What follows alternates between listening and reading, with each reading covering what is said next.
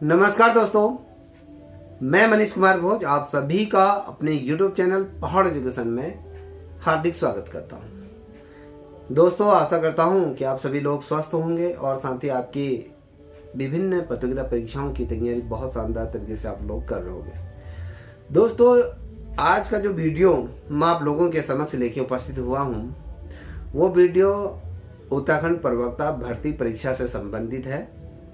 और जो ये बेसिकली आज जो टॉपिक रहने वाला है वो ड्राइंग सब्जेक्ट के अभ्यर्थियों के लिए रहने वाला है। जैसे कि आप सभी को सर्वविदित है कि जब बीच में एक नोटिफिकेशन जारी हुआ था आयोग के माध्यम से, जिसमें कहा गया था कि हवाला भी दिया गया था भर्ती नियमावली 2015 का, जिसमें जो ड्राइंग के जो 2 पद आए थे उनको वहाँ पर से उससे हटा दिया गया था, क्योंकि उसमें बीएड की अर्हता नहीं थी।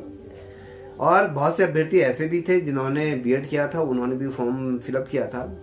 तो दोस्तों, कहीं ना कहीं मुझे ये लगता है जितने भी ड्राइंग सब्जेक्ट के अभ्यर्थी हैं, चाहे जिन अभ्यर्थियों का एलटी में सिलेक्शन हो गया हो, जो वर्तमान समय में एलटी भर्ती में जो वर्तमान समय में कार्यरत है, जो इन फॉर्मों को भी फिलअप करेंगे, जिन्होंने फिलअप किया होगा, तो मैं उन तमाम लोगों से ये कहना चाहूँगा कि आप लोगों का जो 2 पद आए थे, आई होप ये लेके चलिए कि वो जो पद हैं वो इस भर्ती परीक्षा में कहीं ना कहीं ऐड होंगे।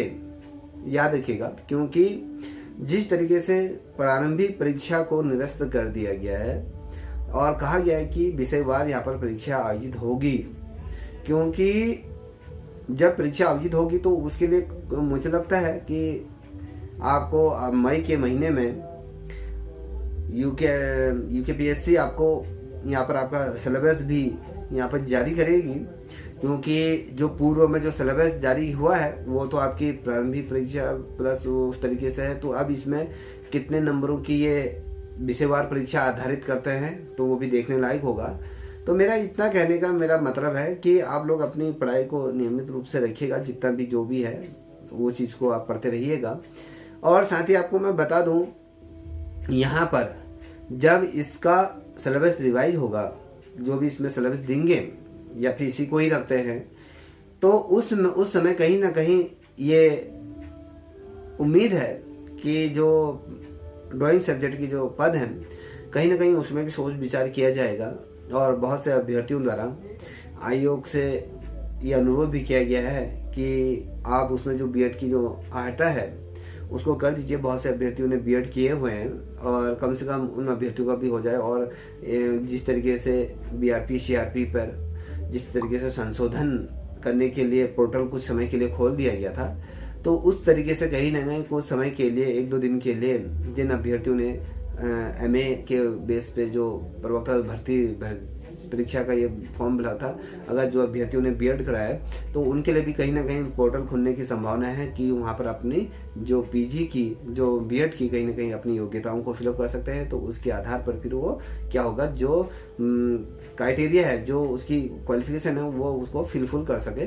तो ये लेके चलिए कि ये सूक्ष्म संकेत आपको देखने को मिलेंगे। और बहुत से अभ्यर्थियों ने इस पर आयोग को पत्राचार भी किया है और हमने अपने माध्यम से भी मैंने भी इस पे क्या बोलते हैं आयोग को बात करी है। वो इस तरीके से हो सकता है और मैंने पत्राचार भी किया। बहुत से अभ्यर्थी होंगे जिन लोगों ने किया होगा, ठीक है। और हमारे साथ कुछ ऐसे सर लोग हैं जिन्होंने इस पे आयोग को मिले भी हैं और साथ ही आयोग को पत्राचार भी किया है। तो ये लेके चलिए कि यहाँ पर हो सकता है, ये लेके चलिए कि जिस तरीके से ड्राइंग विषय को हास्य की दृष्टि से देखा जा रहा है, जब आप इंटर कॉलेजों में जब जाएंगे जो होंगे तो वहाँ पर देखिएगा कि ड्राइंग सब्जेक्ट को कहीं ना कहीं ख़त्म करने की दिशा में कार्य किया जा रहा है। क्योंकि हाई स्कूल में अगर मैं बात करूँ, हमारे ड्राइंग सब्जेक्ट के जितने भी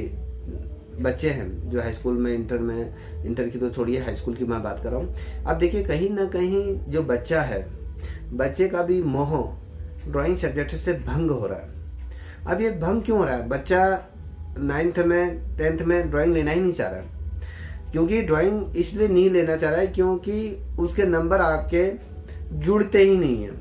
जब आपका हाई स्कूल का रिजल्ट आता है तो उसमें ड्राइंग सब्जेक्ट के नंबर जुड़ते नहीं, सिर्फ में खाली ड्राइंग सब्जेक्ट आता है, उसके नंबर उसमें जुड़ते नहीं। जब आपके नंबर नहीं जुड़ते हैं तो बच्चा उस सब्जेक्ट से कहीं ना कहीं विमुख हो रहा है। आप जब विमुख हो रहा है तो ये लेके चलिए कहीं ना कहीं इस पद की जो गरिमा है, जो इस सब्जेक्ट की जो गरिमा है, वो कहीं ना कहीं दिन प्रतिदिन धूमिल होती हुई जा रही है।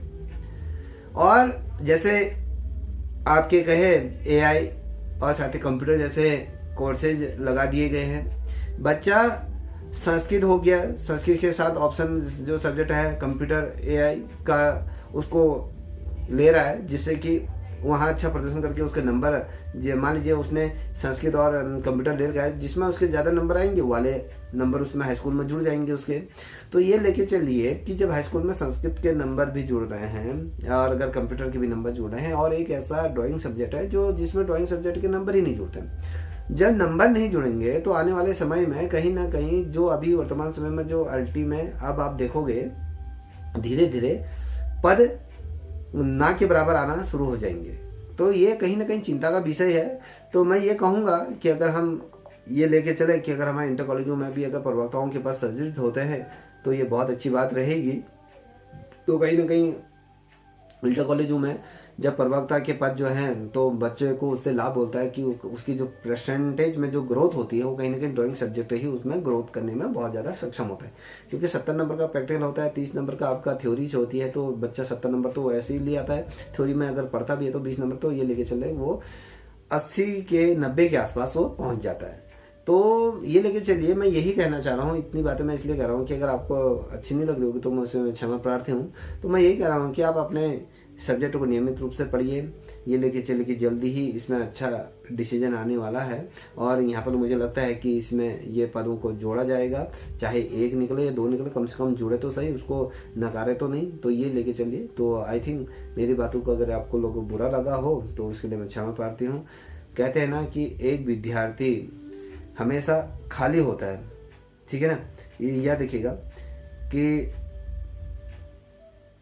जब कहते हैं कि संघर्ष करता हुआ एक अभ्यर्थी हमेशा खाली होता है, बस उसके आंखों में आंखें भरी होती हैं और कभी सपनों से कभी आंसुओं से उसके ये भरे होते हैं। तो आई थिंक मुझे लगता है कि आप लोगों को समझ में आ गया जो मैं कह रहा हूँ। तब तक इतना ही। जय हिंद, जय भारत, जय उत्तराखंड।